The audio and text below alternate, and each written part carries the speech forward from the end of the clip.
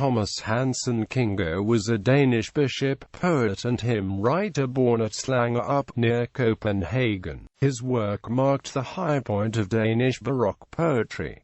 He belonged to a rather poor family partly of Scottish origin and was educated a clergyman. In his youth, Kingo wrote a series of poems picturing humorous scenes in village life and a pastoral love poem, Chrysillis. He studied theology at the University of Copenhagen, graduating in 1654, and for some time acted as private tutor. In 1661 he was appointed vicar to the pastor at Chrysillis, and in 1668 he was ordained a minister at his native town, where his poetic activity began. At first he essayed patriotic poems, but later devoted himself almost entirely to writing hymns, and in 1674 the first part of his Danish Slangerup appeared, followed in 1681 by a second part. This work consists of a collection of beautiful hymns, several of which are still popular in the Danish church. In 1677 Kingo was appointed Bishop of Funen, charged by the government with the compilation of a new hymn book. He edited the so-called Kingo's Songbook, which contains 85 of his own compositions,